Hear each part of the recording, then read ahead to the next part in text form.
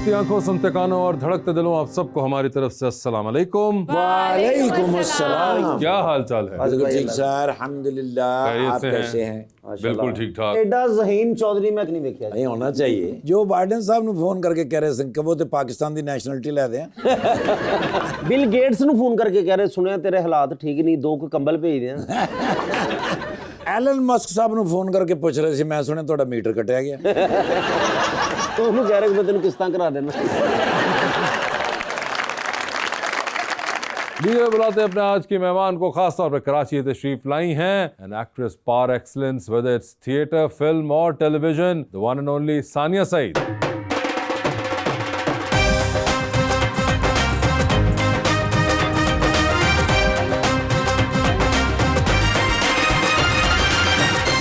Welcome to the show ji. माशाल्लाह बड़ी खुशी हो रही है जी। Thank you sir. मैडम आप प्लीज बैठ जाइए, हमारे शो में बिठा देते हैं हम। ये एक मैसेज है और है भी पंजाबी में। जी सर बिल्कुल। तू लाख करोड़ हजार सही, मैं कख दा नहीं लाचार सही, तू हुस्न जमाल दा मालिक है, मैं कोझाते बेकार सही, तू बाग बहार दी रौनक है, तू गुल फुलते मैं खार सही, मैं कोई शाकिर अपने नाल च रख, मैं नौकर तू सरदार सही।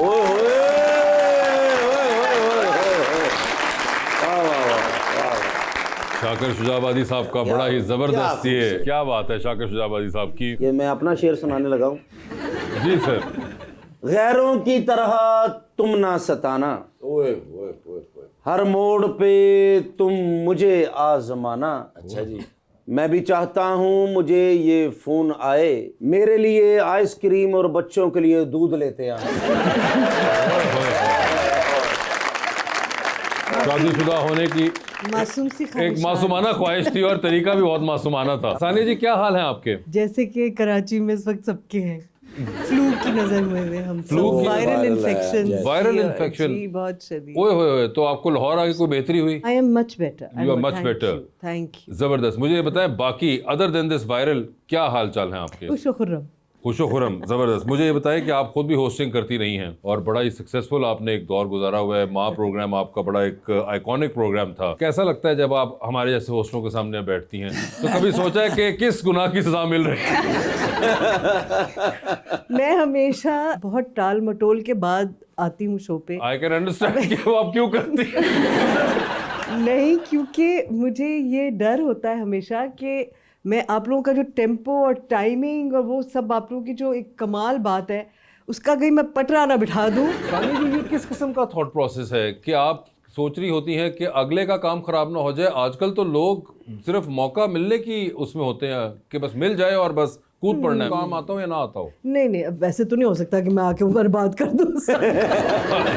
ये तो नहीं हो लेकिन सकता। आपके आने से रौनक हो जाती है जी, वो जहाँ भी आप जाती हैं हमारे लिए Thank you, काबिल। बहुत शुक्रिया। मगर मुझे एक बात बताएं, ये जो एक कंसिडरेट थॉट प्रोसेस अगर मैं इसको कहूँ आपका हमेशा से रहा है, और ये नॉट जस्ट विद के चलें शो में आप आना, मगर इवन अदरवाइज आप जब एक्टिंग कर रही होती हैं, when you are interacting with actors और other people from the field, आपका हमेशा से एक बड़ा कंसिडरेट तरीक़ेकार। ये बचपन से ही ऐसा था या ये कोई ट्रेनिंग बाद में ऐसी हुई अपने पेयर्स से कि ऐसा होना चाहिए अदाकार को? इसका सीरियस जवाब है, सीरियस हाँ हाँ सीरियस ने। मेरी बचपन से काम की ट्रेनिंग ये है, क्योंकि मैं पेरेंट्स के साथ थिएटर करती थी। जिस तरह का थिएटर होता था ना, क्योंकि वो सब पॉलिटिकल होता था, उसमें कोई एक्टर्स तो थे नहीं, वो सब कुछ ना कुछ कहने के लिए आ रहे थे। उनमें ऑलरेडी एक कुमराडरी थी, कोई कंपटीशन नहीं था। कोई डॉक्टर था, कोई यूनिवर्सिटी का प्रोफेसर था, कोई आर्किटेक्ट था, कोई पब्लिशर था, तो कोई एक्टिंग करने नहीं आ रहा था। तो जो उनकी अप्रोच थी काम की तरफ वो बिल्कुल मुख्तलिफ थी। वो तो था ही एक दूसरे को बिल्ड करना, एक दूसरे को सपोर्ट करना, उसमें काम निकालना, क्योंकि ये सब वॉलंटियर्स थे तो टाइम निकाल के आ रहे थे और कम वक्त में ज़्यादा काम करना था। तो मेरा ख्याल है शुरू से मेरा वो बन। और फिर मुझे अच्छा नहीं लगता कंपटीशन बहुत ज़्यादा। मुझे लगता है एक हेल्दी कंपटीशन होता है, मगर वो लाइन ड्रॉ करना बड़ा मुश्किल काम है, बहुत मुश्किल है। वो कमराडरी के बगैर, वो सबके इकट्ठे अच्छी एनर्जी, अच्छी फीलिंग के साथ काम किए बगैर, एक दूसरे को बिल्ड किए बगैर हेल्दी कंपटीशन भी नहीं बन सकता। तो अगर कंपटीशन हेल्दी नहीं है, अगर आपका वर्क एनवायरनमेंट हेल्दी नहीं है, आप इंडिविजुअली कभी ग्रो नहीं करेंगे। थोड़े दिन के बाद आप रुक जाएंगे, क्योंकि बस आप अपने आप को देखे जा रहे हैं ना आईने में, आपका कोई सपोर्ट सिस्टम नहीं है, तो यू विल नेवर ग्रो। अभी जैसे आपने शुरू में काम किया माशाल्लाह, तो अभी भी हम काम करते हैं तो लोग रोकने वाले बड़े हैं कि ये नहीं होना चाहिए, इस तरह बड़ी वो दुश्मनियाँ। आपके वैसे जब आप करती तो ऐसे होता था? मैंने सिर्फ सुनी है ये बातें, मैंने इनकाउंटर नहीं किया Encounter कभी नहीं इस तरह। किया ये। मुझे कभी नहीं मिला। इसी में मैं ऐड करने लगी थी कि एक्टर्स का अपना एक प्रोसेस होता है, लेकिन कोलैबोरेटिव टेम्परामेंट होना कितना हेल्प करता है? बहुत ज़्यादा। It is a collaborative art. अगर आप सिर्फ एक्टिंग को अलग भी करके देखें, ये क्राफ्ट ही कोलैबोरेटिव है। It can not happen in isolation. अगर आप सोलो परफॉर्मेंस भी दे रहे हैं, अगर आप सॉलिल्यूकी भी कर रहे हैं, अगर आप मोनोलॉग भी कर रहे हैं, उसमें बहुत सारे अवामिल हैं। आप जब तक कोलैबोरेट नहीं करेंगे, एक तो ये होता है ना कि मैंने अभी बड़ी अच्छी परफॉर्मेंस कर ली, या फिर आप ये सोचते हैं कि मैंने और आगे कितना ग्रो करना है, मैंने और बेहतर होना है, मैंने नई चीज़ें करनी है। तो अगर आप अपने आप को लंबी रेस का घोड़ा समझते हैं, तो आप कोलैबोरेशन के बगैर नहीं काम कर सकते। वैसे ज़िंदगी में भी बड़ी इंटरेस्टिंग आपने बात की कि ये बहुत कम अब लोगों में अप्रोच मिलती है। People don't think in terms of के whether they are in for the long race और द शॉर्ट। मोस्टली मुझे लगता है कि वो उनको पता भी नहीं होता, मगर वो होते शॉर्टर रेस के लिए। सबको होता है भाई आज जो करना है कर लो, अभी है, कब वक्त आया हुआ है इसको। ये एक बहुत माइंडसेट प्रिवेल करना शुरू हो गया है। और अभी चूंकि हमने उसके नताइज देखे नहीं हैं, इसलिए वसूख से तो नहीं कहा जा सकता कि ये ठीक है या नहीं, लेकिन जो हमारी पुरानी सीख है, जो पुरानी हमारी लर्निंग्स हैं, उसके हिसाब से कोई बहुत हेल्दी शायद ना हो रवैया आगे। क्योंकि अभी तो हमने देखना है कि ये लोग और 20-30 साल में कहाँ जाते हैं, क्या करते हैं। 10-1 साल बाद ये इसके फर्स्ट हैंड रिजल्ट्स आएंगे कि ये जो सोने की मुर्गी उसी वक्त हलाल कर देने वाला कॉन्सेप्ट जो है, ये कितना चलेगा। हिस्टोरिकली तो it doesn't seem to have worked. हाँ बिल्कुल, इट इज नॉट वर्क। बिल्कुल जी। मैम, आपने कहा कि आपका सेंस ऑफ ह्यूमर नहीं है, तो फिर आप अपनी फनी साइड को किस तरह से फीड करती हैं? कार्टून देख के। अगर ये बात है फिर तो वो बिल्कुल आज सही आई है। आज ही आज तो डोरेमोन साहब ने चादर भी ली है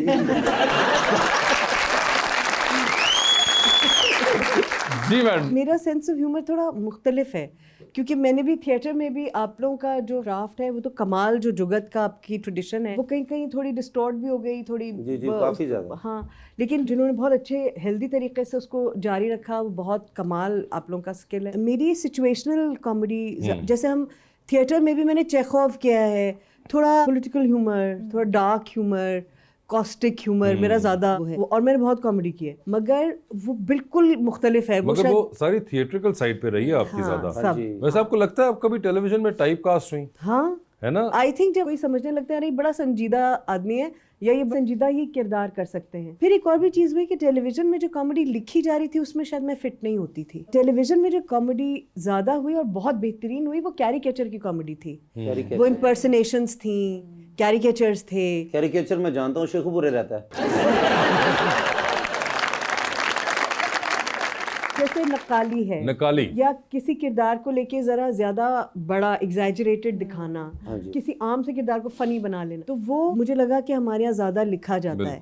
उसमें मेरी झिझक थी बहुत। मुझे लगता है सानिया जी कि ये एक्चुअली आहट से एक बहुत स्ट्रॉन्ग स्टैंप आपके शुरू में लग गई कि ये इतनी एक इंटेंस कैरेक्टर है तो सानिया से कराना है, और ये मतलब इतनी इंटेंस खातून है और इनसे यही करवाना है, इनको लाइटर साइड पे आने नहीं देना, जो कि which happens कई बार होते हैं और लोग लाइटर साइड पे रहते हैं तो उनको सीरियस साइड पे नहीं आने देते। आई थिंक बुशरा आपा is the only exception that crosses over so successfully. Bushra और सबा हमीद दो खवातीन हैं जो फ्लक्चुएट कर जाती हैं। अच्छा उन्होंने क्रॉसओवर किया, वरना ये हमेशा रहा है, हमेशा फंसते कि वो एक जगह जो अच्छा कर दे बस वो उधर का ही होके उसको ऑफर ही नहीं करते। मुझे लगता है कि मुझे भी जब टेलीविजन पे काम ऑफर हुआ तो मुझे ज़्यादा दिलचस्प लगा, क्योंकि जो किरदार मुझे उस वक्त ऑफर होते थे वो मेरी उम्र से बड़े थे, तो मुझे उनको करने में जो चैलेंज महसूस होता था या मुझे उसके लिए थोड़ी मेहनत करनी पड़ती थी, मुझे वो ज़्यादा उस वक्त दिलचस्प लगता था। मगर फिर उसमें फिर वो सारी कॉमेडी निकल गई, आप सही कह रहे हैं। बीच में से निकल गई, इसलिए मैं आपकी फिल्मों में नहीं होती कभी। वो तो अब खैर मैं भी नहीं होता।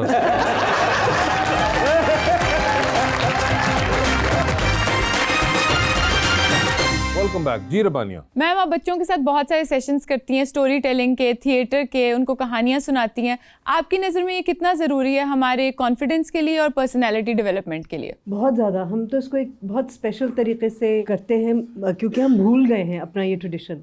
हम ट्रेडिशनली कल्चर, हमारे ट्रेडिशंस, हमारी बोलियाँ, हमारे जो छोटे छोटे मामलात हैं ज़िंदगी के, जो तौर तरीक़े हैं, हिस्ट्री, मज़हब, हम कहानियों के ज़रिए ही आगे बढ़ाते हैं। लेकिन हम भूल गए हैं अपना ये ट्रेडिशन, क्योंकि नानियाँ दादियाँ बहुत आम बात थी बच्चों को बिठा के नींद के वक्त उनको ही कहानियाँ सुनाया करती थी, नज़में सुनाया करती थी छोटी छोटी, हमारी नानी हमें सुनाती थी। अननोइंगली इतना कुछ बच्चे सीख लेते हैं सबकॉन्शियसली, जो उनकी शख्सियत का हिस्सा बन जाता है।